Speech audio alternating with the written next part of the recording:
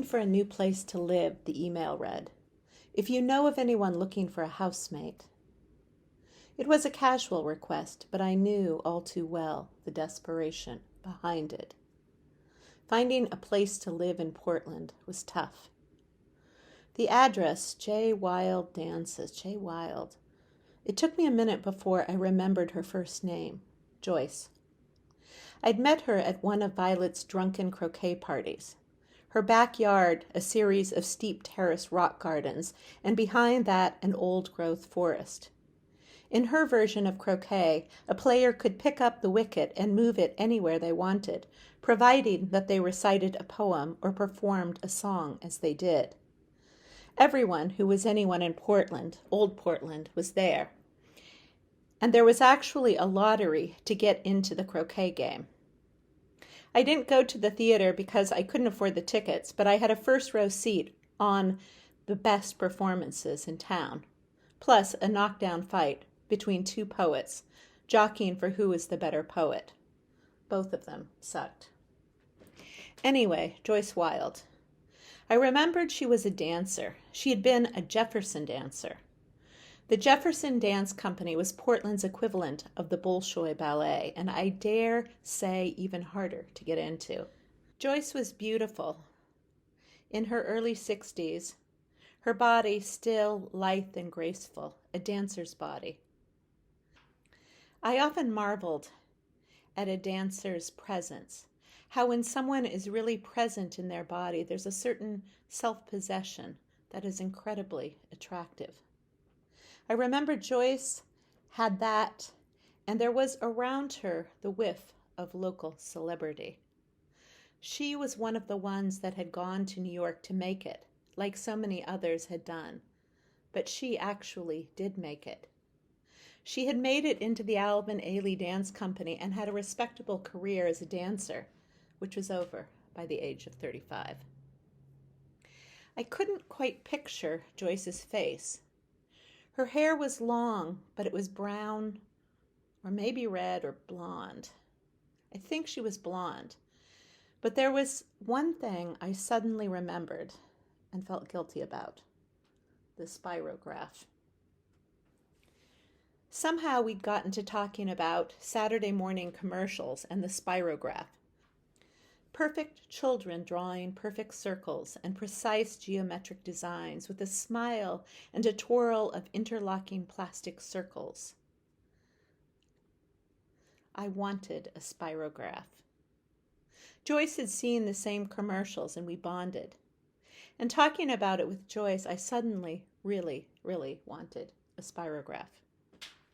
I longed to draw and doodled in secret, for I had what would generously be called an imprecise hand. I would start intent on making a strong, clear, precise straight line, but then as my hand was on the page moving, something in me wavered. My hand rebelled. My lines were invariably crooked, my circles amoeba-like. Like my life, I'd set out with such good intentions, and somehow it had led me to the backwaters of a swamp, where every effort to move up and out somehow made whatever was holding me down hold tighter.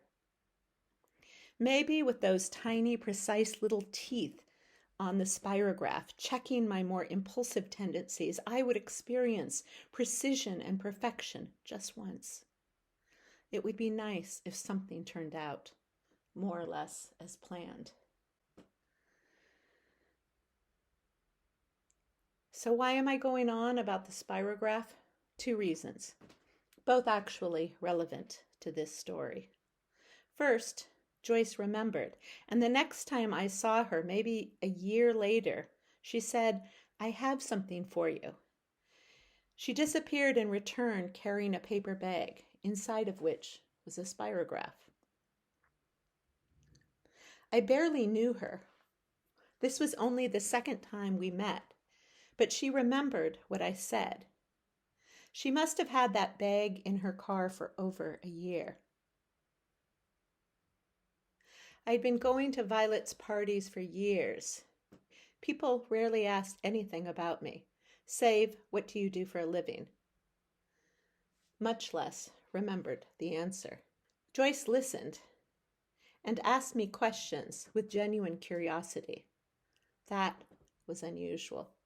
Almost no one asked questions, though, other than superficial ones.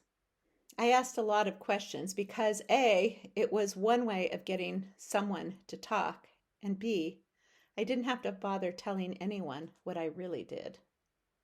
They wanted a profession, something respectable. I'm a parachute tester, I said.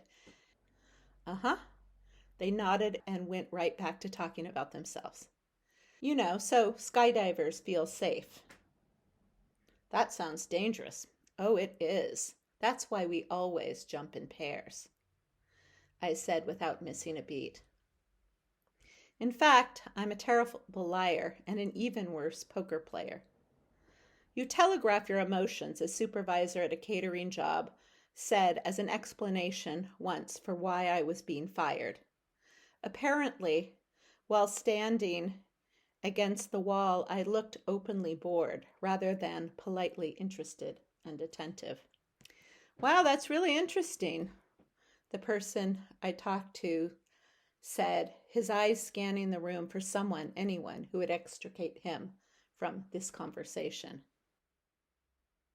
When Joyce handed me the paper bag with the spirograph set inside, she added, "It's a loan. I do want it back at some point." Of course, I promised. But in the 3 years since I'd seen her at that party, I'd moved twice. Her spirograph was long gone. I emailed her back, promising that I would ask around to see if anybody was looking for a housemate. And I did. But as I said, Portland is tough.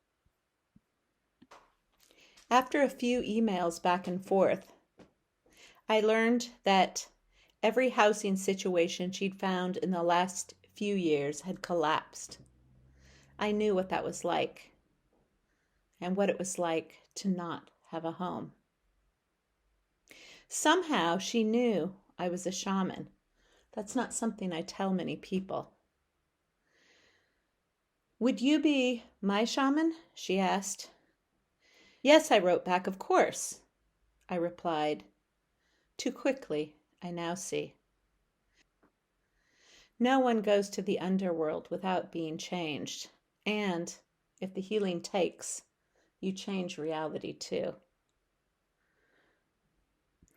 If you aren't ready to give up the problem that is usually an alibi for something else you don't want to face, the cure can cause a whole new set of problems. I still couldn't remember what her face looked like. And if I passed her on the street, I probably wouldn't recognize her. But I remembered her spirograph, lost, probably in pieces on a shelf at Goodwill somewhere. I owed her. Healing is never what you imagine.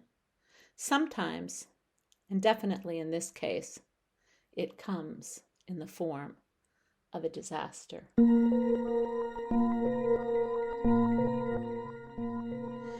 I am Suzanne LeGrand, and this is the Shaman's Notebook Mysteries.